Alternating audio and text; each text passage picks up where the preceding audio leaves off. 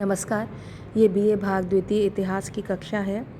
आइए आज अकबर की दक्षिण भारत के प्रति क्या नीति थी, दक्षिण में वो किस तरह राज्य विस्तार करता है, दक्षिण में राज्य का प्रसार किस तरह करता है, इस बारे में बात कर लेते हैं। इसके कई कारण थे कि दक्षिण में उसने राज्य क्यों बढ़ाया।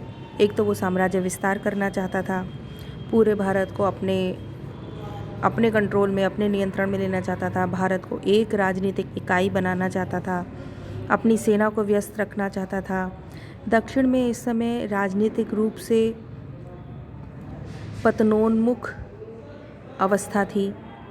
अरब सागर पर व्यापारिक अधिकार जमाना चाहता था वह, और यहाँ पर अरब सागर पर यूरोपीय व्यापारी अपना एकाधिकार जमा रहे थे। इसलिए अकबर दक्षिण की ओर अग्रसर हुआ। अकबर यह चाहता था कि हिंदुस्तान में उसकी सार्वभौमिकता सब स्वीकार करें। इसलिए सबसे पहले अकबर ने 1591 में दक्षिण के 4 राज्यों अहमदनगर, गोलकोंडा, बीजापुर और खानदेश के पास दूत भेजे कि वे केवल समझाइश से उसकी अधीनता स्वीकार कर लें। खानदेश के राजा अली खां ने, क्योंकि उसका राज्य अकबर की सीमा से ही लगता था, मुगल सम्राट की अधीनता स्वीकार कर ली और वार्षिक कर देना भी स्वीकार कर लिया। शेष 3 राज्यों ने नम्रतापूर्वक मना कर दिया। तब अकबर ने अब्दुर्रहीम खान और अपने दूसरे बेटे मुराद को 1593 में अहमदनगर की विजय के लिए भेजा।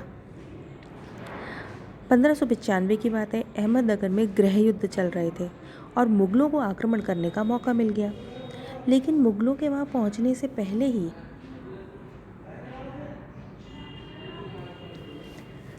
वज़ीर मियाँ मंझू ने व्यवस्था स्थापित कर ली थी और उसे इस बात पर पश्चाताप होने लगा कि उसने मुगलों को क्यों बुलाया। किले की सुरक्षा का भार उसने चांद बीबी को सौंपा और स्वयं बीजापुर और गोलकुंडा से सैनिक मदद के लिए चल दिया।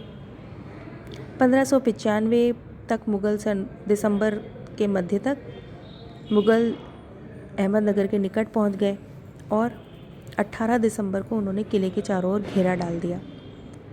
पर चांद बीबी के नेतृत्व में बूढ़े से लेकर बालक तक तोपों, गोलियों, बमों और बाणों से मुगलों पर आक्रमण करते रहे, किले को बचाते रहे। पर मुगल भी संधि के लिए तैयार हो गए और चांद बीबी भी संधि के लिए तैयार हो गई। 20 मार्च 1596 को बहुमूल्य उपहार देने के बाद, बरार का प्रदेश देने के बाद दोनों के बीच समझौता हो गया और अहमदनगर ने बादशाह की अधीनता को स्वीकार कर लिया। इब्राहिम निज़ाम शाह को अहमदनगर का सुल्तान मान लिया गया। परंतु यह समझौता अधिक दिन तक टिक न सका। चांद बीबी ने अपने को शासन से अलग कर लिया। अन्य सरदार भी संधि को ठुकराकर मुगलों से बरार छीनने का प्रयत्न करने लगे। बीजापुर, गोलकोंडा और अहमदनगर की सम्मिलित सेनाएं मुगलों से लड़ने के लिए आगे बढ़ीं।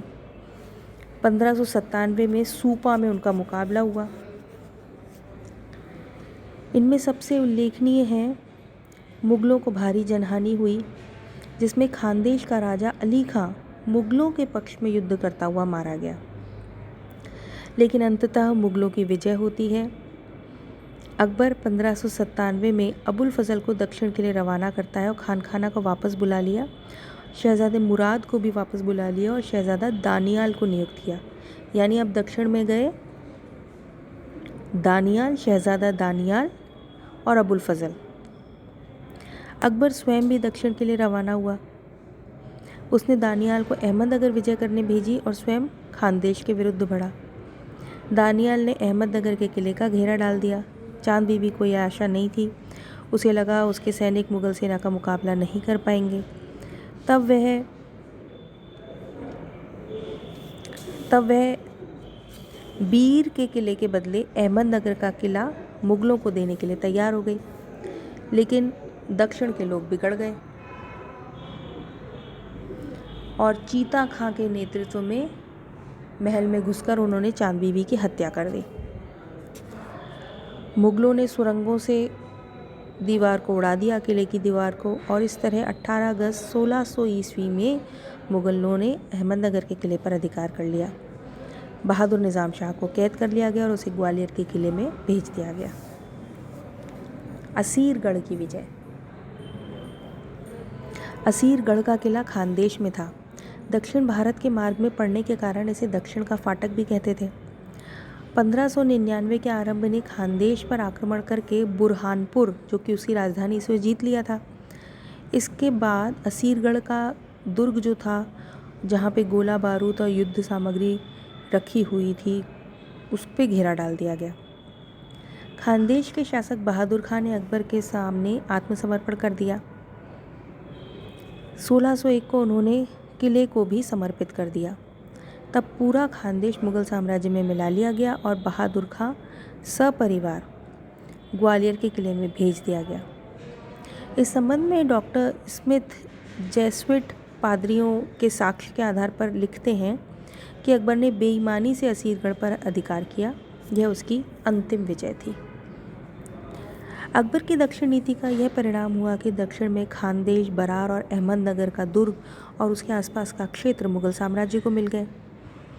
तो उसे बुरहानपुर, असीरगढ़, अहमदनगर, ये तो सुदृढ़ दुर्ग थे जो उसको मिल गए, उसके वंशजों को मिल गए।